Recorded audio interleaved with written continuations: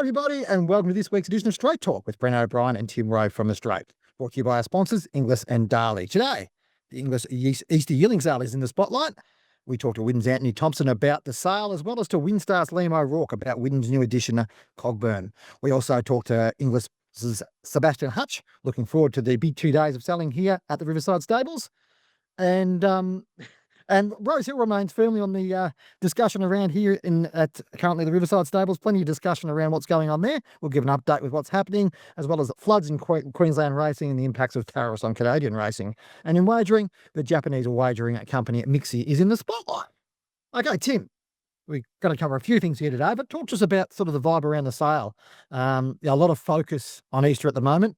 What are your thoughts about what we'll see here over 2 days of selling? Well, that was a very lengthy introduction. Thanks, Bren. No, I think, and Sebastian Hutch, we will be talking to, as you said. He's just walked in. I think it's going to be a solid sale. But this is the creme de la creme, I guess. The top of the 400 lots, 400 horses. The top 100 will take care of themselves.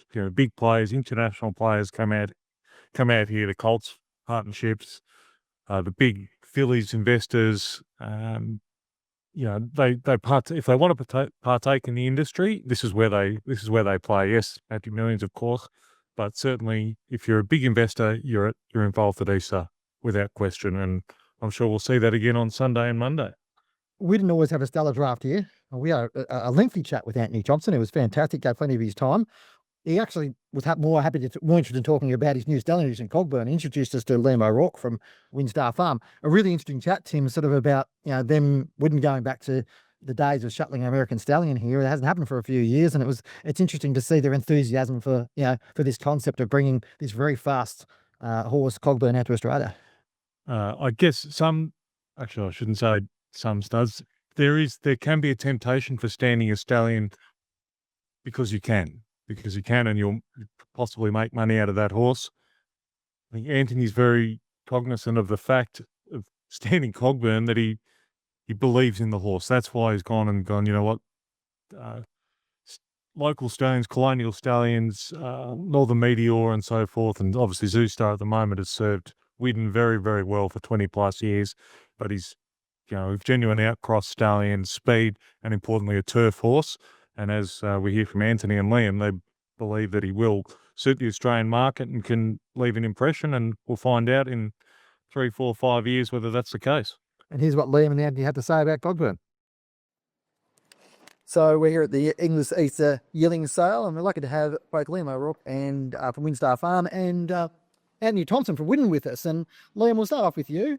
Obviously, coming over here, there's an important reason why you're over here, and Widden's New Star Shuttle Sire over here is Cogburn. Talk to us about him and I guess, what he brings to the Australian market.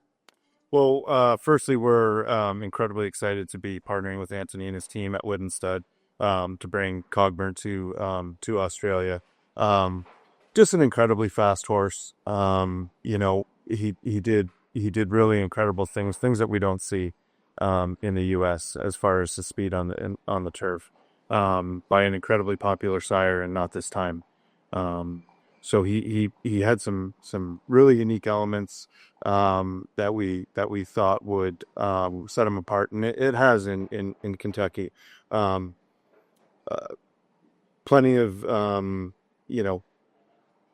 Plenty of good qualities that we thought would suit the Australian market. The speed, we thought he would suit the Australian breeders physically, and we were very pleased when Antony brought his group in November to the farm and got a look at him and really gave their stamp of approval, as this is the kind of horse that people would really like in Australia.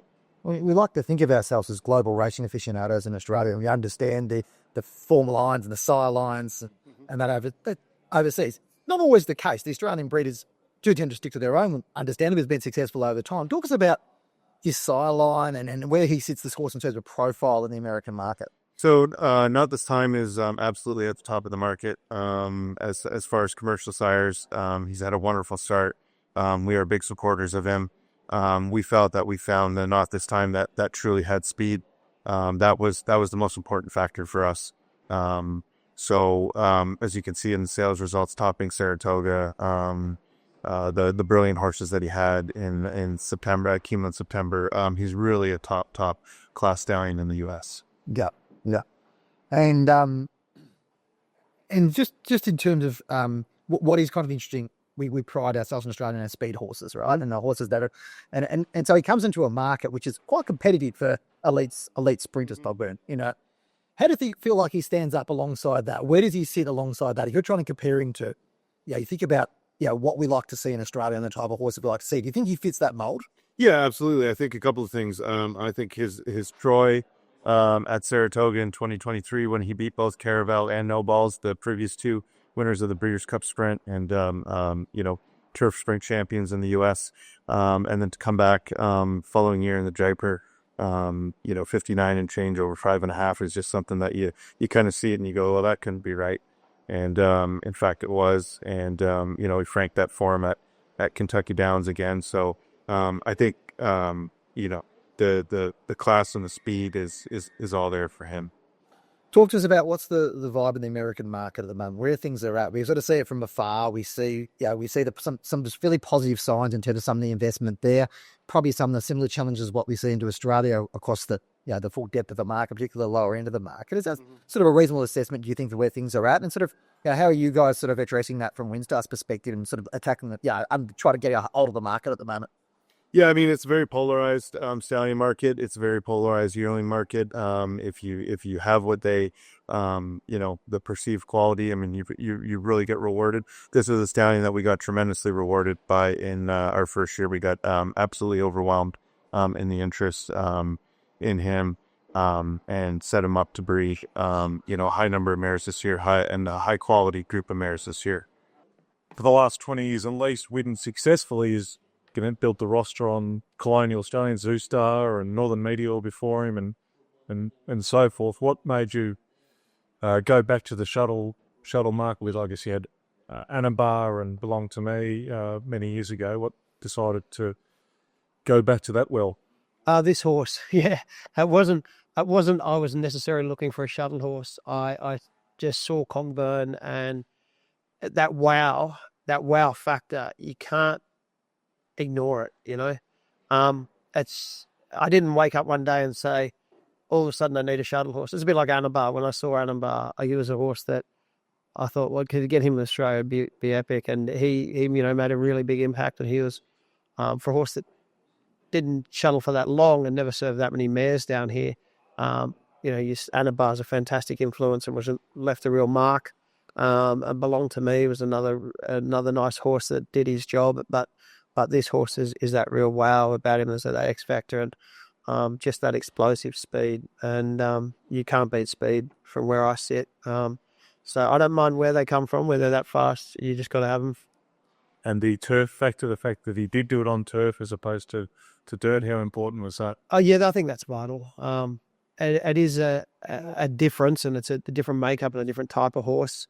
And the guys in America will tell you that they're just dirt horses. And Cogburn was effective on the dirt, but when they switched him to turf, it was right in his wheelhouse. So it wasn't that he was good on the dirt, but man, he was dynamite on the turf. And I think that's a tick for him. Not this time, gets both turf and dirt horses, but he's had a Group 1 winner, Royal Ascot. So that's kind of something that says that'll suit us.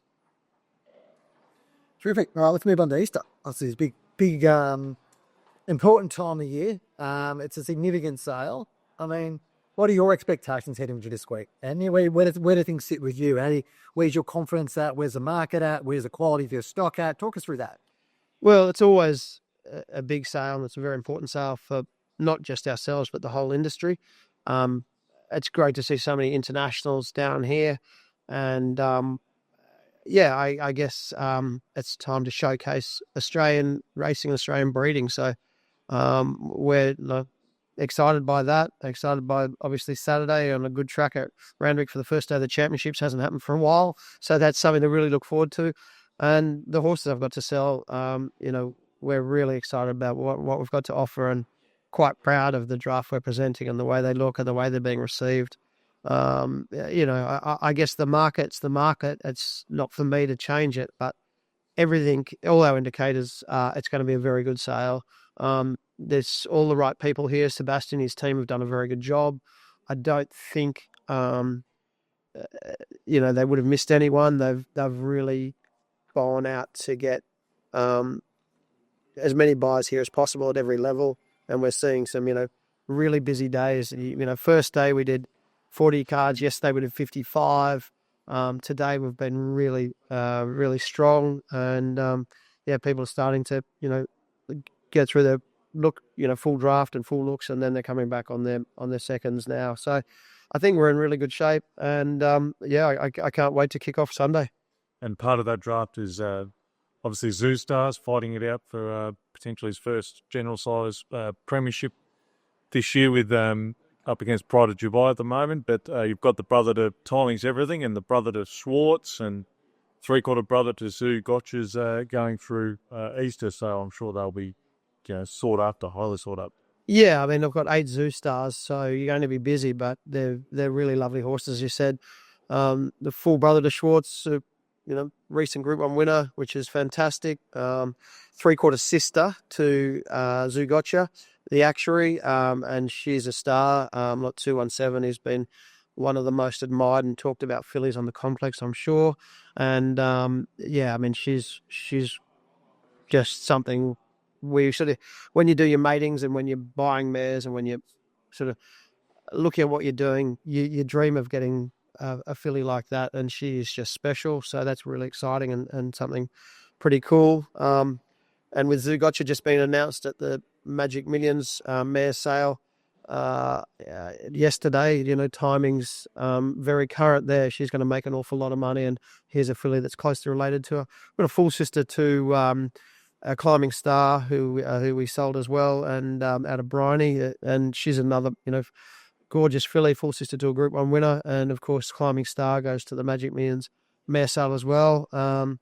Those, you go through my Zoo Star colts there, there's a beautiful lineup of colts there. The Lady Lupino, the Fratian, the 3 Tudan hot colts, I think are all really nice colts.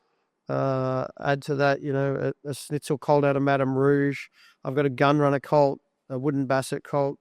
Really something for everyone. In Vinny filly, Extreme Choice filly. Whichever way you want to look, there's some really serious bloodstock there, and not just on paper. They look good in that green book, but they look better when you see them here at Riverside.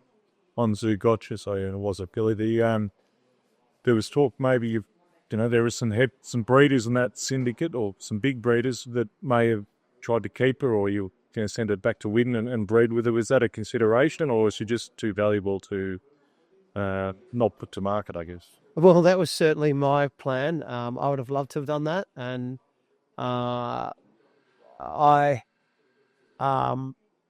first and foremost, from my own point of view, would love her to come back to Widden, if it's breeding stock. Unfortunately, not. When Chris bought her, he put his clients into it, and Robert Anderson and I, who bred her, stayed in for a small share. So we're minor shareholders, and whilst I was hoping to do that and offered to buy anyone out who wanted to get out, I guess the fairest way and the wish of the syndicate was to put her up for public auction, and if we want to buy back, we can, and if someone else wants to buy her, they can as well. So she's there for sale. Unfortunately, I don't think I'll be able to buy her in the public arena. I'd love to be able to, but she's probably, I'd say, the best mare to go to auction in Australia this year, from what I'm looking at. And certainly, you might say, they're rose-coloured glasses, but I'm happy to have that discussion with anyone. For me, she's just it and a bit. Her profile, her pedigree, her physical. She certainly has never been taxed, and Chris has looked after her beautifully. So I think, for any breeder, when they see her, that would be the sort of mare they would love to take home and put in their paddock. So, I hope I can buy her, but good luck to whoever does. And I'm sure, she will command a lot of excitement through the ring. Tim, out of that also, the discussion at the back end there about, Zagotcha and what she might sell for. So, obviously a highly desirable prospect going to be sold there as well. So plenty of news about that and plenty of intrigue about that at the moment. So I think there's we're talking yearling sales, but there's always that interest in the broodmare sales, isn't there? For sure. Look, obviously, Bella Nipotina is going to be sold at the chairman's sale. Big ticket item, but arguably Zugotcha, 5-year-old mare, 3-time Group 1 winner with a huge pedigree, could, won't say definitely, but could sell for more than Bella Nipotina and possibly top the Australasian mare sales this year. I'd probably say that's a safe bet, really. So, there was talk, and Antony alluded to it, that he wanted to keep her at Widden, but will put her on the open market, and it'll be all the major players, I'm sure, will certainly be inspecting her and probably bidding on it to what level, what multi-million-dollar level. We're not sure. We'll find out on the day. This is to one side just for a brief moment, Tim, because I want to also go to another part of our interview with Antony around about the new CEO of Ozhorse and TBA, Andrew Lacey. Interesting chat with Antony. He was very open about what they were looking for with this new CEO, this new appointment, a key appointment in the industry. And as you'll hear here, Andy was quite expansive about what he thought Andrew could bring into the role. And you wear a few different hats, including chairman of Ozhorse. Obviously, you've had a change of executive there at the moment. Andrew Lacey starts in the role in June. Talk us through that process. Obviously, key to get the right person to come into that role. It is an important role. It's a complex role with both TVA and Ozhorse. You need to have the right skill set. Obviously, you feel like you've selected the right person. But talk us through Andrew's skill sets and talk us through what do you think that he brings to that role that can help drive that organisation forward? First and foremost, Andrew is passionate, and he loves racing, and he's passionate about the industry. And that was probably, we interviewed some outstanding candidates. We had a really good list of applicants, but his passion and his energy was the one thing that really got me excited. There were probably candidates who could have been seen as a safer set of hands, guys who have probably been there, done that, and they're at this stage of their life where they've been on big wages and big positions, and this was a bit of a step down. For Andrew, he's done a lot in the media and television space, but this is a step up. But his energy and passion, I think, was certainly from the recruitment process was one that they were looking at. He's going to bring a new fresh look at everything we've been doing, which is good. I think it's a good time to do that. Obviously, working with Tom Riley for the last 10 years at Ozhorse, certainly, and I think the guys at TBA would say that Tom did a fantastic job. He came in as that young guy with the same, energy that Andrew brings, and the same fresh eyes, from a bit outside the industry, and looked at it and said, as an industry, a massive industry that employs a lot of people, we don't have a good enough association and relationship with government, and Tom made that a priority, and he's done great work in that space. Tom said we're not doing enough about education and training, and we've implemented some great stuff with Cecilia and now Maddie in that space. So we took on a lot of new initiatives whilst continuing a lot of the other sort of work that Ozhorse TBA were doing. We've kind of reinvigorated, refreshed our marketing, come up with some really good angles and really good stuff, and we're always looking to do that. So I think now's the time for Andrew to step in and do the same, and maybe have a look at some of the things in the industry and say, where do we need to shift our focus to, or what's something we can do differently or do better or change up a bit. So I think it's a bit of a time for reset. Certainly from the board, we'd like to take a bit of a reset and look at everything Ozhorse is doing and how it's doing it, why it's doing it, and what it could do better. I think TBA is in the same boat. I said to Andrew, his first job he's got is to fix the pattern, and if he does that, he'll be right for a little while. I was going to say, there's plenty of things to work on in the industry at the moment. It does seem a time quite a lot of flux within the industry across the board, doesn't it, Andy? I mean, it is an interesting time to be coming to that role because, as you say, that it's fresh into that role. But there's a lot of things in the industry at the moment that are fairly hot issues that sort of sort of need some leadership direction on.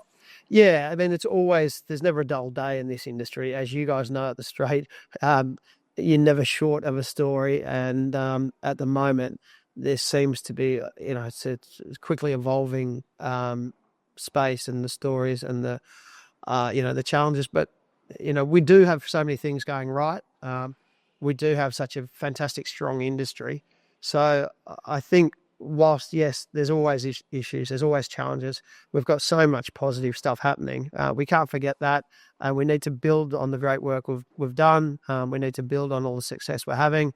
And I think it's a time to come together and really, try to work as an industry as close as we can with all the different, participants, all the different organisations.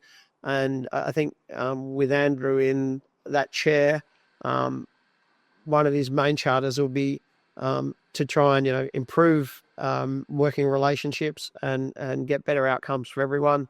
So we're looking to Andrew to come in and try and build on that good work Tom's done and try and work a bit broader with the PRAs and with all the other participants. Obviously, he's worked closely with all the PRAs through the media stuff, Channel 7, with, I think they do 48 Saturdays a year right around Australia. So, he's done the Perth Carnival, he's worked with the BRC and Queensland Racing as much as he has with, the VRC or Racing New South Wales.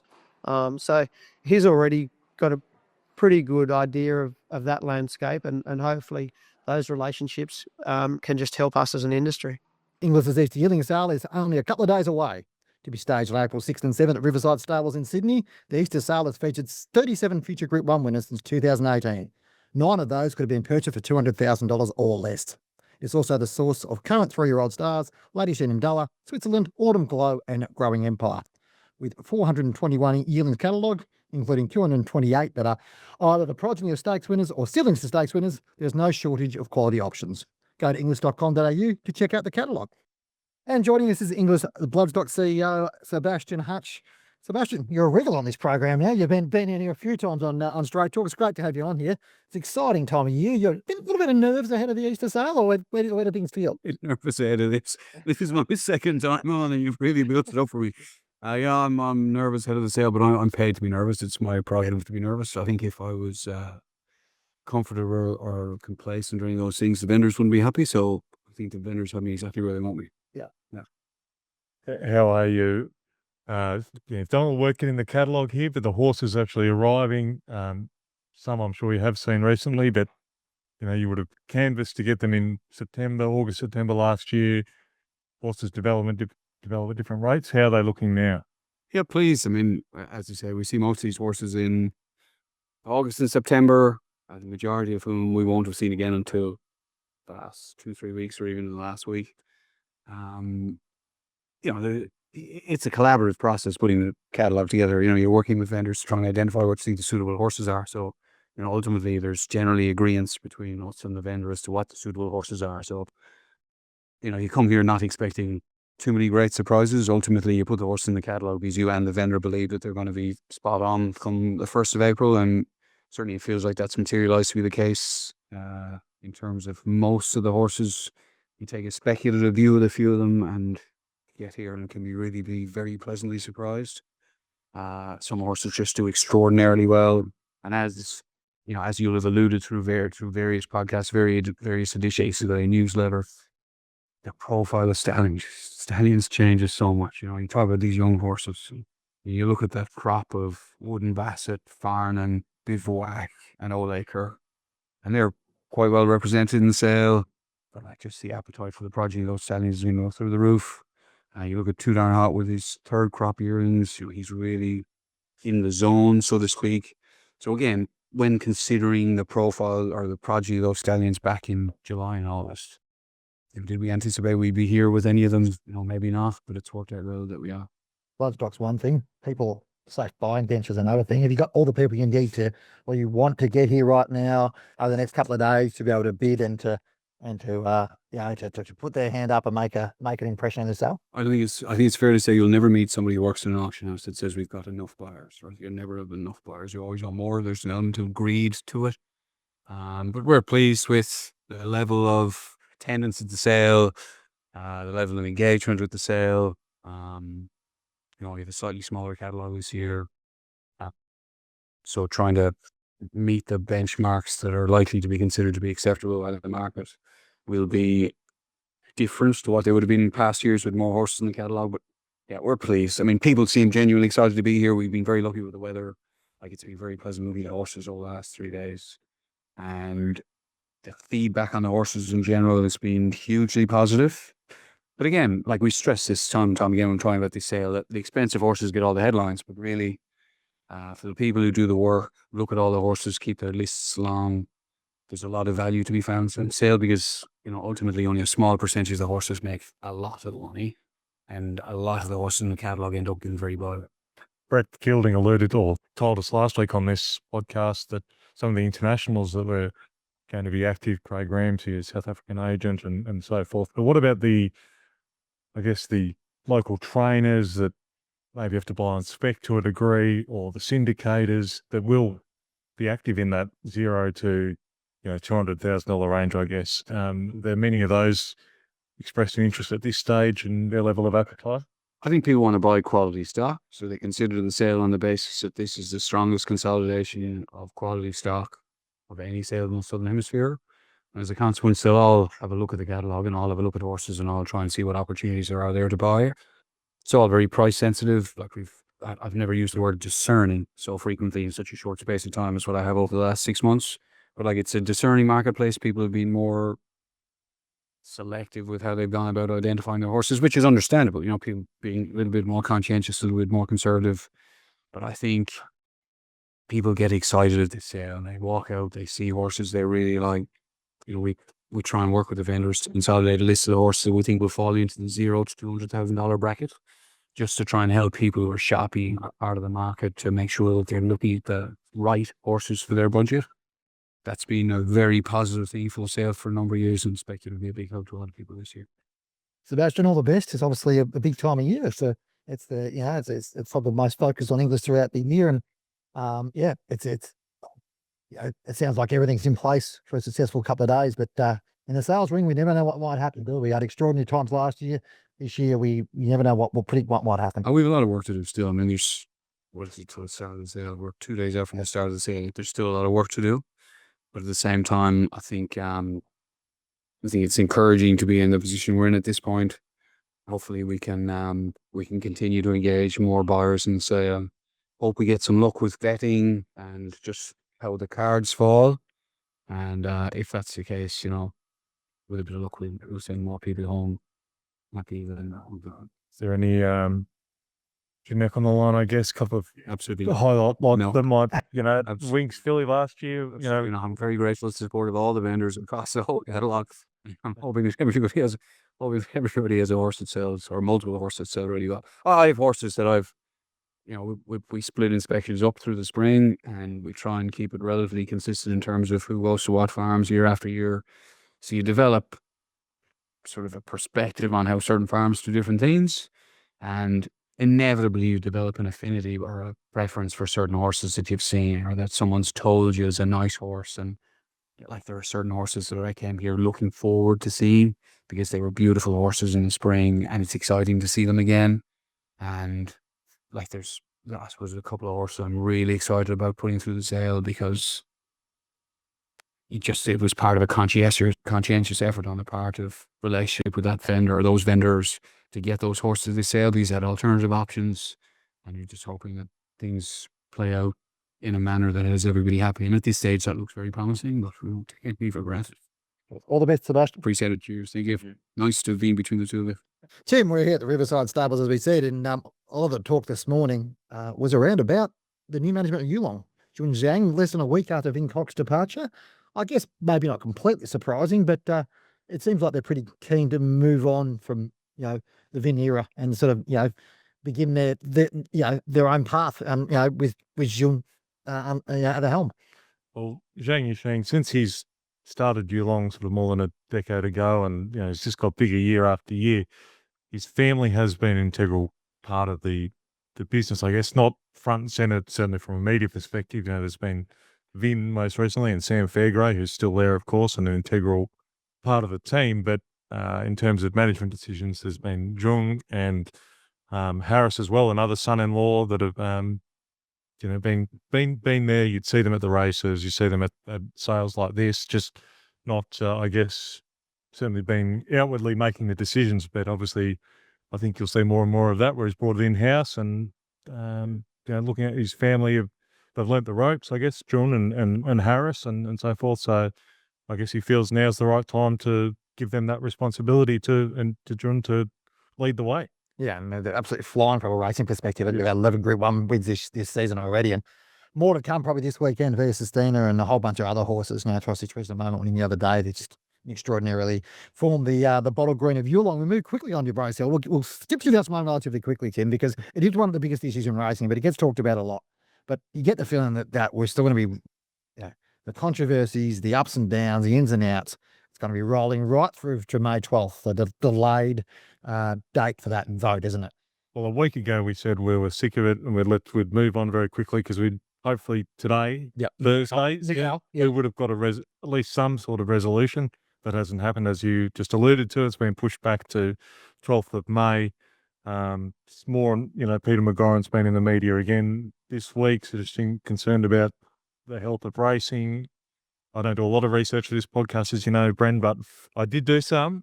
And, I think he's being a bit, obviously the ATC's got their financial issues, but in terms of the industry-wide thing, there's still money there. Yes, wagering's down, but I think Racing New South Wales from wagering revenue 2024 had, more than $200 million plus more than they did in 2019. It's just how that money is distributed, and we can argue all day which way, best way for that to go forward. But in terms of doomsaying the industry is a bit over the top, I think at the moment we should be still pretty happy with the way it's going. Can get better, but still plenty of money around to be won, lost, invested. Yeah, exactly right. And that, it does play into that concept of why, about tracks, and the Rosehill issue about selling Rosehill. And Rosehill got criticised last week about not being a handle a bit of rain. I tell you, I talk about a bit of rain. There's have plenty of rain in Queensland at the moment. Out that Queensland, we've had, I think about 14 tracks up there, or maybe not quite that many, seriously impacted by the outback floods.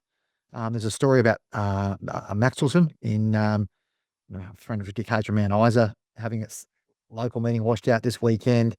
Like, we sort of forget when we go to these big race meetings at Flemington or Rosehill or Randwick and these big events that we have.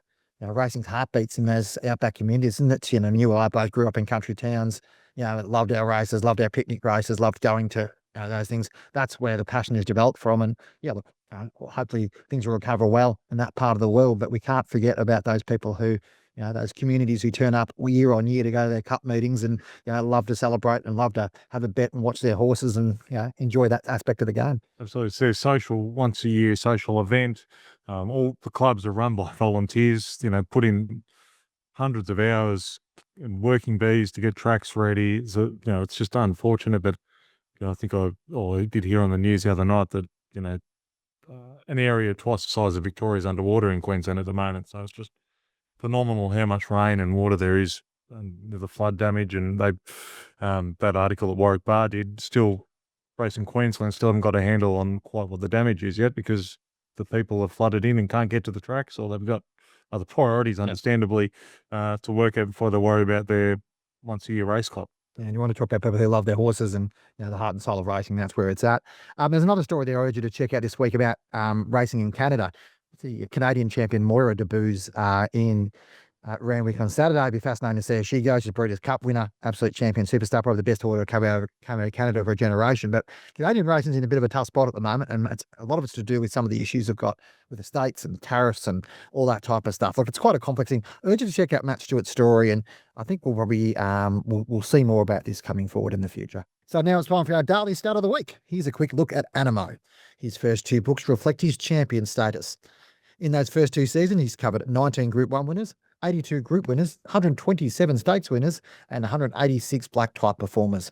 But it doesn't stop there. He's also covered the dams of 18 Group 1 winners, 42 Group winners, and 57 stakes winners. And to top it off, Godolphin has sent him 40 of their best mares over those 2 seasons. Safe to say, Animo is an easy choice. All right, finally in the wagering landscape, Tim, we have a story here about MIXI, the Japanese company. And why I wanted to bring them to a highlight was because they're involved quite significantly in the takeover bid for PointsBet. PointsBet hold around about 5% of the market. MIXI already have a presence in Australia through BetM, a relatively minor player in the market, but still, nonetheless. I think it's very easy for people to write off and sit there and go, oh, who's this Japanese company coming in, and sports betting's not that big in Japan, and what would they understand about wagering in Australia? I think if you look at that article, you realise how big sports betting is, even though they only bet primarily on 4 sports: horse racing, boat racing, sort of a motocross sort of speedway, and cycling, Kieran. So, but the amount of money spent across that is massive legally. There's probably another larger unregulated market there as well. But MIXI has sort of been at the heart of this. They've got a product called Tipstar, which is sort of like a free to use, I don't know, it's sort of hard to explain, social, driving social engagement. They're a social media company at heart. They want to bring that to Australia and bring that. Now, we might be a bit cynical about it or whatever, but we've got to think about the impact that corporate betting and corporate bookmakers made on the Australian landscape over the last 15 to 20 years. And I don't think, we can underestimate the impact that a company like MIXI could make, and also what they could learn and possibly take back to Japan if the market gets less regulated there, I suppose, and becomes a lot more straightforward. But I think it's I urge people to have a look at it and work through that story, because there's a bit there into what we talk about wagering challenges and whatever in Australia. Maybe some of the answers we need to find are overseas. All right. Thanks for joining us on Straight Talk, brought to you, of course, by our sponsors, Darley and Inglis. Don't forget to give us a rating wherever you are listening to our podcast, be it on Apple, Spotify, Podbean, variety of places, YouTube. You can check it all out. You can watch us live, not live, but watch us in the, actually watch us here at the Riverside Stables as you are now, and there's a variety of options there. Give us that star and leave us a comment. Send us an email to editor@thestraight.com.au and let us know what you think and anything you want us to talk about. We'll talk to you over the next few days. We'll probably plan to do a couple of audio podcasts in the wake of the 2 days of the Easter sale, so we'll talk to you through them.